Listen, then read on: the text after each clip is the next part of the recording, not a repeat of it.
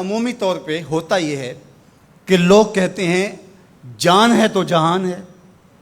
جان اور جہان کا فلسفہ ہم بچپن سے سنتے آئے ہیں. لوگ کہتے ہیں جائیداد چھوڑ دو، فلاں چھوڑ دو، فلاں چھوڑ دو، نظریات پر بھی کمپرومائز کر لیتے ہیں. جب جان نہیں ہے تو پھر باقی کیا؟ جان ہے تو جہان ہے.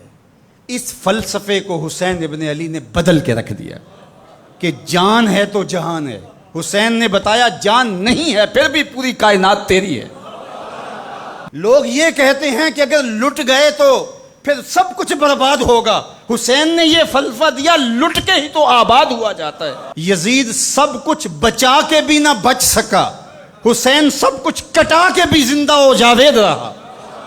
یہ فلسفہ دیا سب کچھ کٹ جائے، سر نیزے کی نوک پہ بھی چڑھ جائے، خاندان کی لاشیں بکھری پڑی ہوں اور گھوڑوں کی ٹاپوں تلے روندی جائیں، کفن بھی کھینچ لیے جائیں، خیموں کو بھی آگ لگا دی جائے، لیکن سر شہیداں پھر بھی نیزوں پہ بلند ہی رہے گا، اونچا ہی رہے گا. یہ فلسفہ حسین ابن علی نے دیا.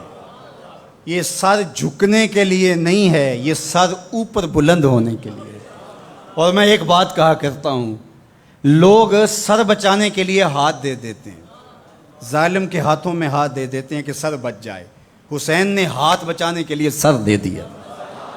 ہم نے بچپن سے لے کر کے لڑکپن تک اور لڑکپن سے لے کر آج تک حضرت نبی رحمت صلی اللہ علیہ وآلہ وسلم کا یہ فرمان سنا ہے، من رآ منکم منکرا فلیغیرہ بیدہ فإن لم یستطع فبلسانہ فإن لم یستطع فبقلبہ وذلک اضعف الایمان، او کما قال النبی صلی اللہ علیہ وسلم.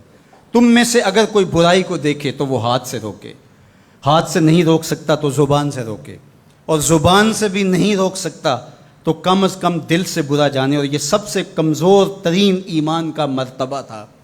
جو لوگ کہتے ہیں امام حسین کربلا میں کیوں گئے، میں انہیں کہتا ہوں امام حسین حضور کی گود کے پالے ہوئے تھے، کمزور ایمان والے نہیں تھے کہ دل میں ہی کڑتے رہتے اور ظلم کو اور جبر کو اور زیادتی کو اور ناانصافی کو ہاتھ اور زبان سے نہ روکتے. حضرت امام حسین کے خطبے دیکھ لیجئے، قدم قدم پہ خطبے دیے. محمد بن حنفیہ کے نام جو آپ نے وصیت نامہ لکھا، آپ نے فرمایا انی لم اخرج عاشرا ولا بطرا ولا مفسدا ولا ظالما. میں سیر سپاٹے کے لیے نہیں جا رہا اور نہ ہی میں اپنی کسی خواہش کی تکمیل کے لیے جا رہا ہوں. میرے اہداف میں، میری خواہشات کے کسی گوشے میں یہ موجود نہیں ہے کہ میں تخت و تاج حاصل کر لوں گا. انما خرجت لطلب الاصلاح فی امت جدی، میں اپنے دادا کی امت کی اصلاح کے لیے جا رہا ہوں. ارید ان آمر بالمعروف وانہی عن المنکر، میں امر بالمعروف اور نہی عن المنکر کے جذبوں سے مالا مال ہو کے میں اس سفر کو اختیار کر رہا ہوں. جب شریعت کا مذاق اڑایا جا رہا ہے، شریعت کی شکل بدلی جا رہی ہے، خلافت کا رشتہ قرآن سے ٹوٹ گیا ہے اور ایک نئی صورت دین کو دی جا رہی ہے، اور جو اس سانچے میں ڈھل کے دین نکلے گا وہ محمد عربی کا دین نہیں ہوگا، جو طائف کے بازاروں سے لے کے مکے کی گلیوں تک، احد سے لے کر غزوہ حنین تک حضور نے خود اور اپنے اصحاب کو تکلیف میں ڈال کے جو دین دیا، جو امت تشکیل دی. یزید اس سارے نظم کو بدل رہا ہے، تو کیا نبی کا نواسا جس کو حضور نے گود میں پالا ہو وہ خاموش ہو کے بیٹھ جائے؟ کہا حسین ایسا نہیں ہونے دے گا، اور اس کی جو بھی قیمت ادا کرنا پڑی حسین وہ قیمت ادا کرے گا. اور پھر اس کی قیمت چھوٹی نہیں تھی جو ادا کرنا پڑی.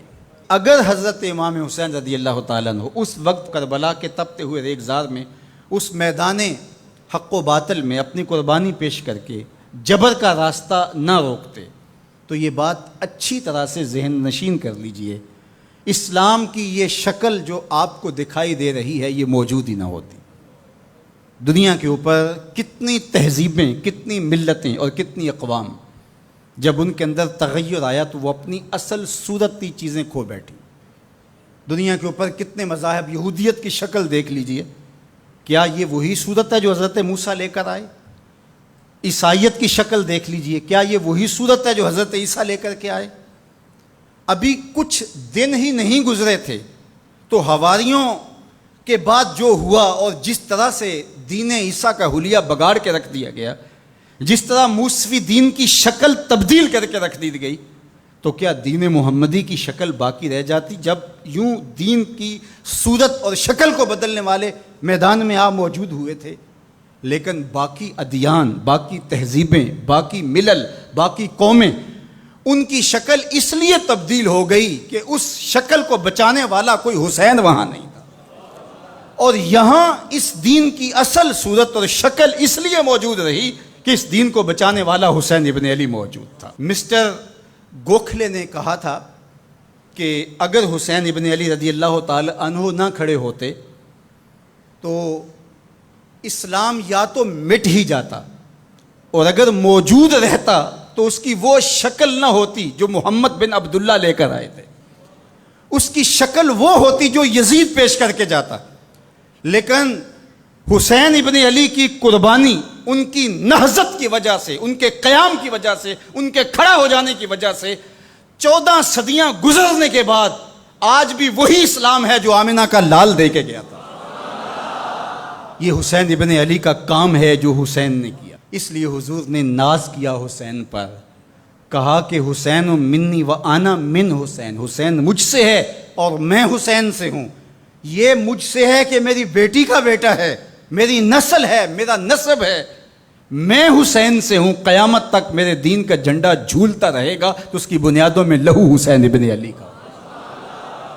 حضرت امام حسین رضی اللہ تعالی عنہ نے ایک بات کہی تھی جب بیعت کا آپ سے مطالبہ کیا گیا، تو آپ نے یہ نہیں کہا کہ میں یزید کی بیعت نہیں کرتا، بلکہ آپ کا جملہ تاریخ ساز ہے، بڑے لوگوں کا کلام بھی بڑا ہوتا ہے اور حکمت کے نور سے بھرا ہوا ہوتا ہے، قیامت تک ایک نسب العین دینا تھا۔ یہ نہیں کہا کہ حسین ابن علی یزید کی بیعت نہیں کرے گا، بلکہ کہا مثلی لا یبایع مثلہ، میرے جیسا اس جیسے کی بیعت کیسے کر سکتا ہے؟ تو یہ قیامت تک کے لیے لاہ عمل دے دیا کہ جو حسین کے نقشے قدم چلنے والا ہوگا وہ وقت کے یزید کے ہاتھ میں ہاتھ نہیں دے سکتا، چاہے گردن کٹ جائے، بازو کٹ جائے، خاندان لٹ جائے۔ یہ حسین ابن علی کا پیغام ہے۔